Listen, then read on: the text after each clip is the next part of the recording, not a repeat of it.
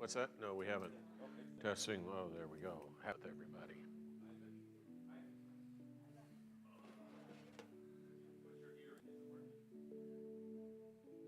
Testing. Happy Sabbath, my friends. What a wonderful, beautiful day it is.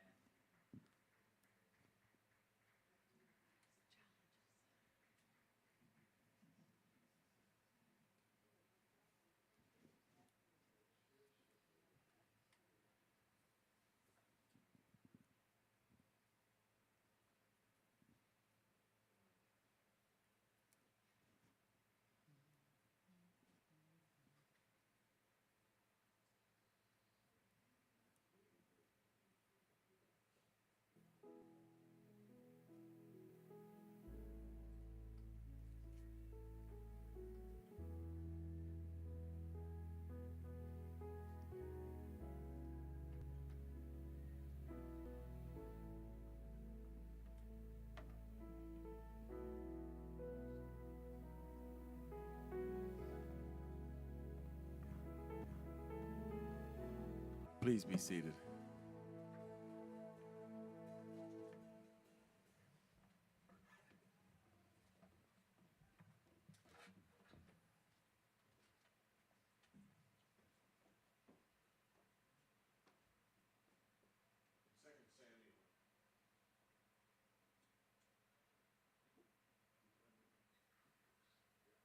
In 2 Samuel, chapter 9, verse 8, is a story of Mephibosheth. And it says in the scripture there that bowing himself, he said to King David, "What is thy servant, that thou shouldest look upon such a dead dog as I am?" Today I want to share a couple of stories from a former pastor of this church, Sven Royen. Didn't hear him preach here. All his life, Mephibosheth find him, for he knew on that day he would die. It was no secret that King Saul had attempted to kill David over and over again. How many times he nearly succeeded. And as the last living relative of King Saul, you can hardly blame Mephibosheth for his fear of David.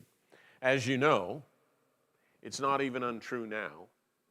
When new leaders come to power, they want to kill everybody who was before them. They don't want a rebellion to begin from some child or grandchild or great-grandchild. So you find all the blood relatives and all the close friends and leaders, and you kill them if you're a smart leader.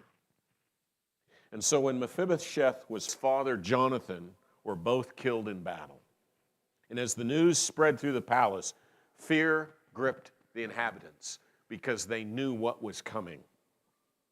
And a maid, concerned for the safety of this small child, Mephibosheth, snatched up the child, and as she fled, she slipped on the floor and dropped the baby and crippled him for life. He was hidden from David with friends of King Saul, and his foster parents warned him, "If you're ever out and playing and you see the soldiers of King David coming, run for your life and hide." Or maybe it was limp for your life and hide. Because David wants to kill you. David hates you. David wants you dead. And when Mephibosheth asked why he was lame, the answer he would be given was, "It wouldn't have happened if King David didn't hate you so much." And at an early age, Mephibosheth learned what it was to fear, what it was maybe even to hate. And one day, as David reflected upon God's grace, he thought about his friendship with Jonathan. David wanted in some way to mark his friendship with Jonathan. And so he said, so that I can demonstrate God's grace to Jonathan's family. One of his servants came forward and he said, Your Majesty, there is one error, Mephibosheth. He was 5 years old when you became king, and he's living with Malchir out in the wilderness. And David said, Bring him. When the troops of David arrived at his home. And before long, Mephibosheth was on his way to the palace, overwhelmed with fear, knowing that soon he will die, perhaps even be tortured. The king had found him, and now he would die. And as they entered on the throne, he's gripped with fear, he's gripped with anger, he's gripped with anxiety. And he kneels before the king. And the king says, Are you Mephibosheth? Behold, he says, Stand, don't be afraid.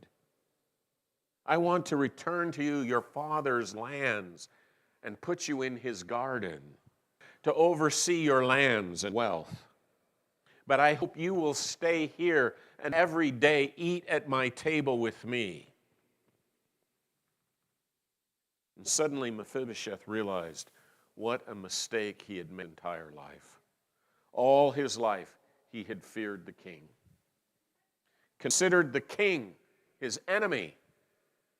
And now he discovered that all David had wanted to do was share thoughts of love and compassion because of his father Jonathan. But instead, David wraps the white tablecloth over him. Because you are good.